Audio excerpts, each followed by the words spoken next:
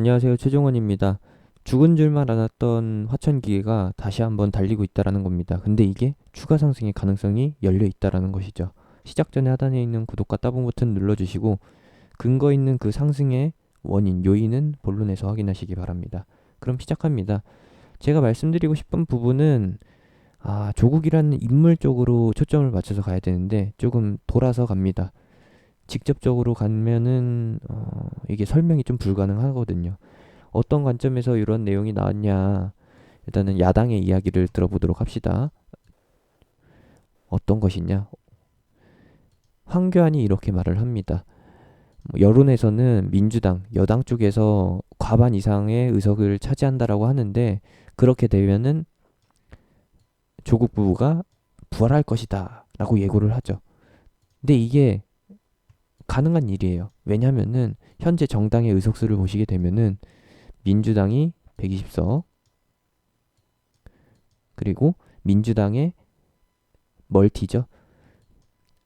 자회사 혹은 계열사라고 볼 수 있는 민생당이 20석, 그리고 정의당 6석,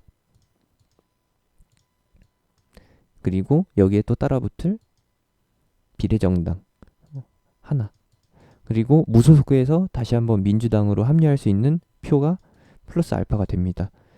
여기에서 뭐 민생당이 지역구에서 승리했던 정당수, 득표수, 의석수 12개이기 때문에 이걸 12개로 바꿔서 따져보게 되면은 일부 좀 플러스 마이너스 된다라고 쳐도 두 개 합치면은 120석을 넘고요. 기본으로 120석이 깔리고 여기에 플러스 알파로 해서 지역구에 당선되는 사람이 추가될 거라는 겁니다.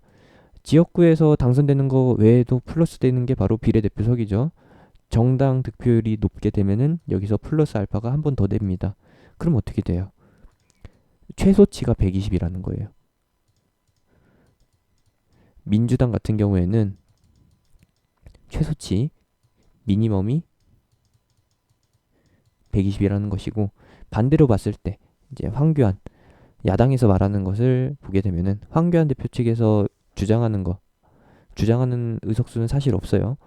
여론에서 해석하기로는 뉴스에서 보시면 아시겠지만 야당은 최대치가 정해져 있다라는 겁니다. 지금 현재 미래통합당이 92석, 그리고 미래한국당이라 그래서 자회사 계열사죠. 여기가 20석. 그리고 여기에 합류할 수 있는 국민의당. 국민의당이라고 하면은 이제 바른미래당에서 탈락된 안철수계 의원들이죠. 그런 것까지 따지면은 알파가 되는 것이고 이제 여기에서 무소속에서도 여기 따라 붙을 거니까 알파가 될 것인데 과연 한국당에서 떨어져 나왔었던 우리공화당이 다시 한번 미래통합당, 통합당 쪽으로 붙을지 민주당 쪽으로 환승할지 모르겠지만 이런 것들은 그래서 빼고 봅니다. 뭐 친박신당도 사실상 박근혜 계열이기 때문에 친박 계통이기 때문에 이쪽으로 붙어줄 수가 있겠죠. 그러면은 기존 의석수 110석 정도 여기에다가 비례대표석 지금 현재 여론에서 해석하기로는 17석 정도 가져갈 것이다 라고 보는데 이거는 조금 최대치니까 10석으로 봅시다. 좀 많이 낮춰서요. 그러면은 일단 기본으로 120석 깔리는 거고 여기에 플러스 알파 되는 게 이제 국민의당의 의석수인데 이번에 새로 얻게 되는 국민의당 안철수의 당에서 가져가는 의석수가 플러스가 된다라고 하면은 많이 잡아봤자 국민의당 10석 그리고 무소속 쪽에서 합류하는 거 10석 미만 최대치를 따져보면은 결국에 합산을 내면은 140석 이하. 진짜 운이 좋았다라고 보다는 지역구에서 얼마나 치열한 공방을 펼치냐에 따라서 결과물이 달라지게 됐는데 이렇게 된다. 아무리 따져도 야당 쪽에서 150석 이상 가져가는 그림이 저는 사실 안 보입니다. 제가 원하는 거는 사실상 패러다임? 이것도 아니고 그냥 서프라이즈예요.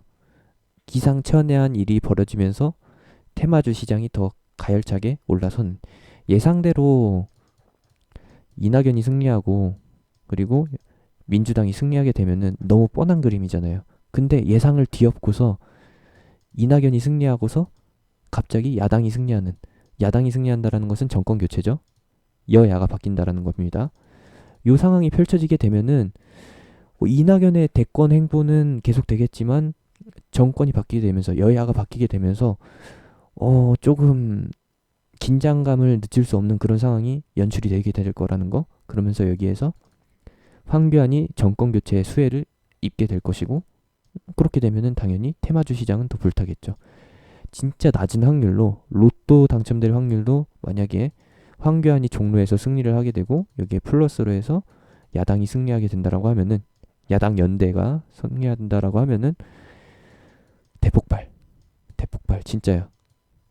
주식 모르는 사람도 황교안 보고서 다시 한번 주식시장에 들어오게 되는, 주식시장 치를 떨면서 떠났던 사람도 돌아오게 되는 그런 장세가 올 수도 있다라는 건데, 사실 이게 가능성이 낮기 때문에 여기까지만 말씀드리는 거고, 다시 한번 본론으로 돌아와서 이걸 말씀드리겠습니다.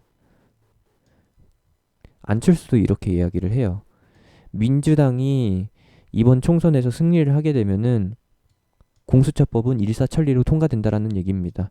지금 소수 정당이 계속해서 긴장을 하면서 이리 붙을지 저리 붙을지 하다가 민주당에 붙는 이유는, 민주당이 승리할 가능성이 굉장히 높다라고 판단되고, 그리고 만약에 혹시라도 민주당한테 등을 돌렸었는데 민주당이 예정대로 승리를 하게 돼서 공수처법을 밀어붙인다, 통과시킨다라고 하면은 그 칼날이 자기들한테 겨눠질 거기 때문에 그게 무서워서라도 미리 민주당한테 붙는다라는 거예요. 그래서 안철수도 이렇게 말을 하는 겁니다. 만약에 이 공수처법이 통과가 되게 된다라고 하면은 그 최대 수혜는 누가 될까요? 누구긴요. 누구겠어요. 그래서 화천기가 더 갈 수 있는 가능성이 있다라는 건데, 근거 있습니다. 근거가 있다라는 거는 누가 봐도 민주당이 승리할 가능성이 5대5 수준이 아니라 거의 6대4 수준이기 때문에, 간발의 차로 승리한다라는 것도 사실상 낮게 점쳐지고 있기 때문에 화천기가 조금 더 갈 수 있다라는 거. 그리고 조만간 대선이라고 하면은 이제 민주당 내에서 대권 주자를 뽑는 일이죠. 이 대권 주자 뽑는 일에 조국이 계속해서 언급이 될 거예요. 그 다음으로는 이재명, 그 다음으로는 누구겠어요? 그 다음에는 이제 임종석이죠. 유시민은 워낙에 좀 순번이 밀려 있는 거고, 이렇게 되는 것이고, 민주당이 이슈가 사람에 있는 것만 아니라 인맥주로만 엮여 있는 게 아니라 정책적으로도 엮이거든요. 민주당의 대표 정책 뭐예요? 문재인 대통령의 18년도 대표 정책 뭐죠?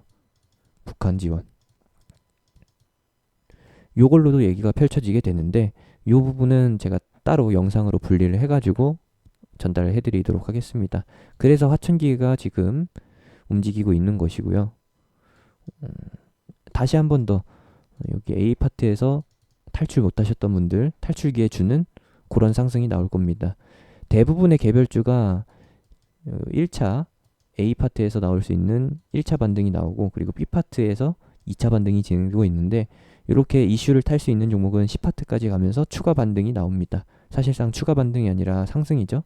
이렇게 진행이 되는 것이고, 이러한 종목들이 굉장히 많아졌어요. 다 시장이 정상화로 돌아오고 있기 때문에 가능한 것이고요. 걱정했던 것보다 시장이 잘 버텨주고, 그 걱정을 날려줄 만한 외국인 매수세가 어디에 들어왔느냐? 어디에 들어오긴요. 제조업에, 특히나 IT 반도체와 그리고 2차전지 쪽으로 들어오다 보니까 코스닥이 날잖아요.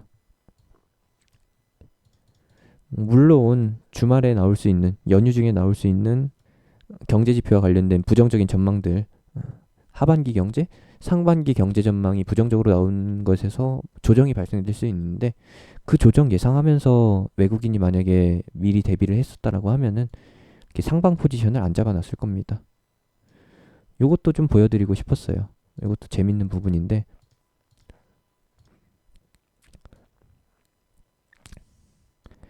금일도 굉장히 고생 많으셨고요. 총선 이후에 벌어질 수 있는 굉장히 재밌는 상황에 대해서 준비를 하고 있는데, 같이 해보고 싶으신 분들은 하단에 있는 링크, 댓글에 있는 링크, 영상 끝나고 나오는 링크 타고서 제가 운영하는 톡방으로 들어오시면 됩니다.